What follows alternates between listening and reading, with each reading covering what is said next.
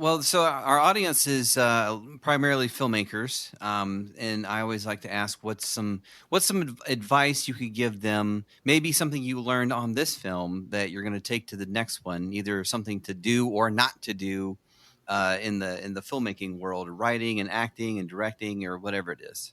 I'll go first. Okay. I would say probably the most valuable lesson was all the screen tests that I did with everybody. If you're a short filmmaker, if you're out there trying to make short film, do a table read, do screen tests with your talent. We use Zoom for that. Matthew is in Oklahoma and I was here. It was way before COVID, obviously. And we had our talent reading against one another. So that was invaluable. Obviously, it goes without saying on the big film, on a feature, and we would do that normally on any regular project. So try to practice the craft on a short film the same way you would on the feature, just on a smaller level. So I always envision I came out of the electric department as a gaffer before coming into cinematography, and this is my directorial debut. And as a gaffer, I always looked at scenes like, if I had all the money in the world, how would I light it? And then I would start to pare it down from there. I'd have 6 condors and I'd have, all right, well, I can't get 6, I can get 2. All right, I have 2, I can't get 2, I can get whatever. And I just keep paring it down from there. But I try to keep the spirit of that setup. Even if I had, as a DP, I want to shoot it on a 14 mil. Well, I can't do that. All right, well, I end up down to 100 mil.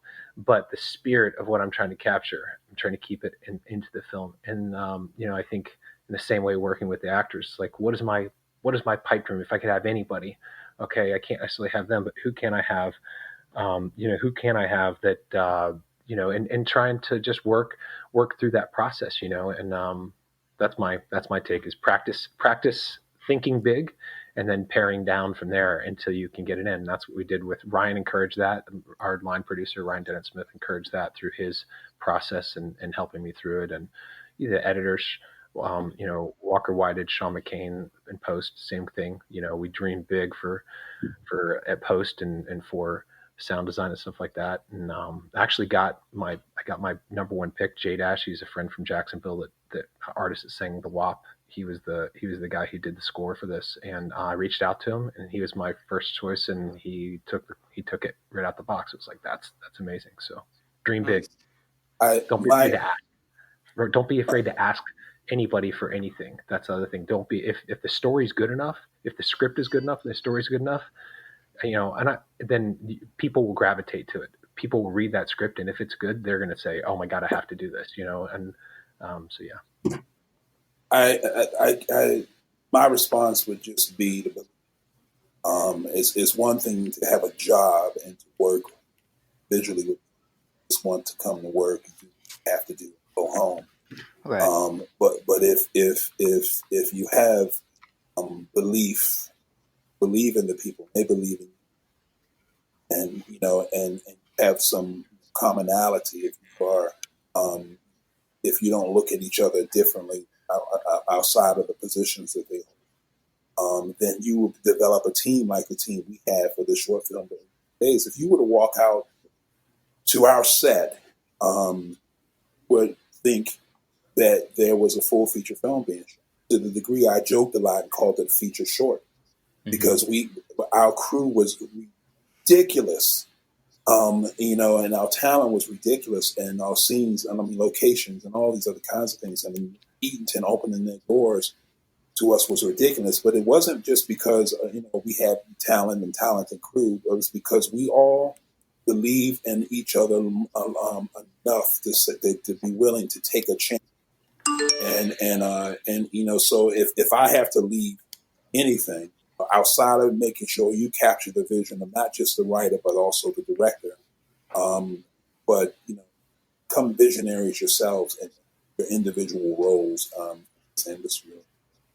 I have a thought on that. First off, you told Ray, like when I walked onto that set, I was just like, is this Paramount or is this a short? Oh yeah. Like all sorts of like all this period, like remember that awesome cop car, all that. It was just like what in the world? This is a real prison. It's probably fit on Ghost Hunters.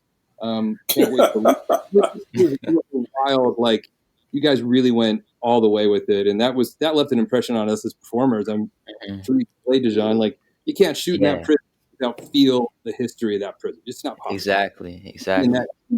And experiencing that summer in the middle of nowhere, Georgia, no middle of nowhere, Eatonton, rural, and not feel those things. Andrew, I have a follow-up question for you about your directing experience.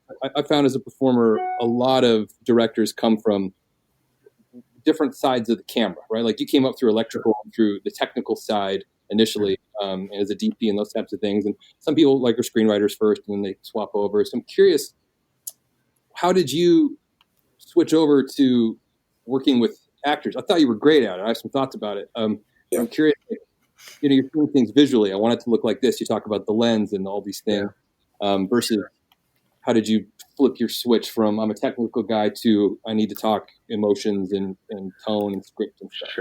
Sure.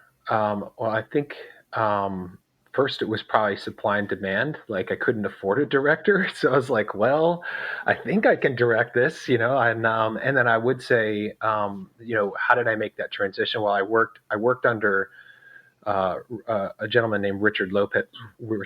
You know him well. Yeah. But I worked under Rick for many years, and through that process of working with him, I was his gaffer, and then the camera operator, and then ultimately his DP as he transitioned from DP to director. And so I watched him work for many years, and other directors as well.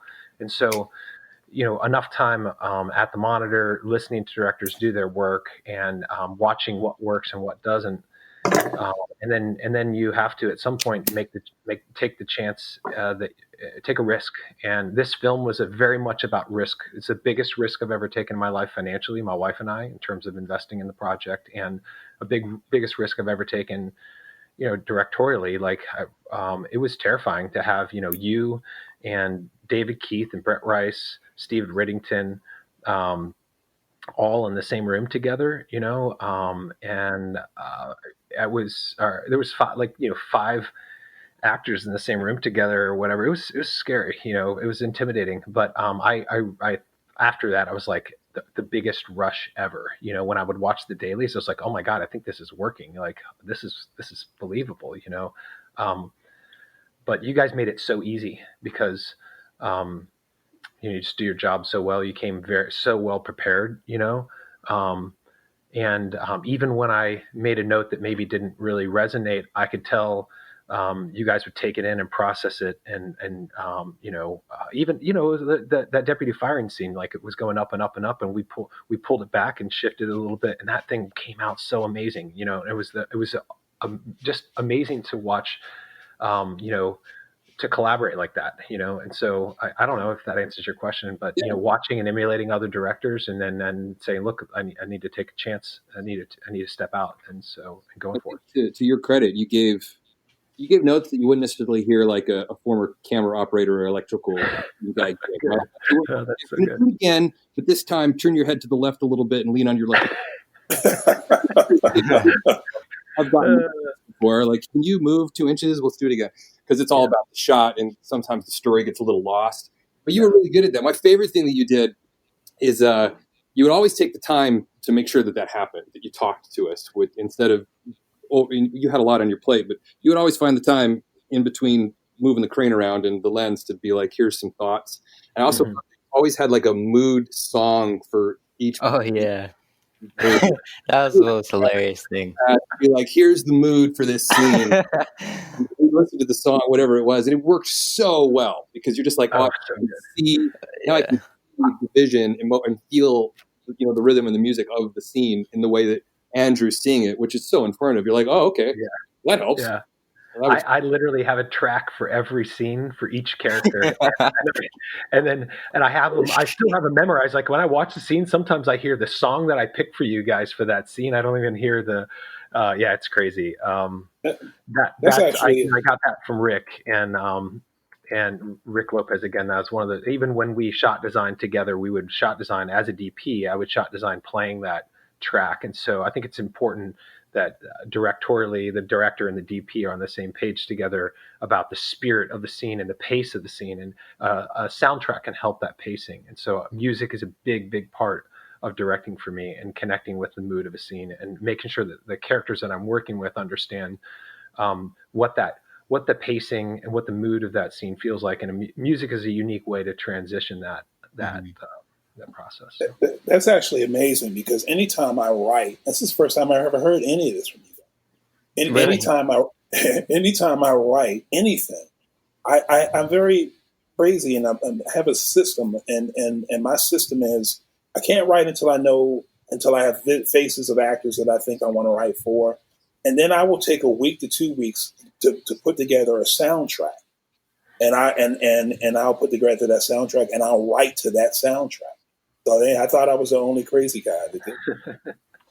I write to music too, so that's definitely something that I do. Yeah. Okay. Yeah. Oh yeah.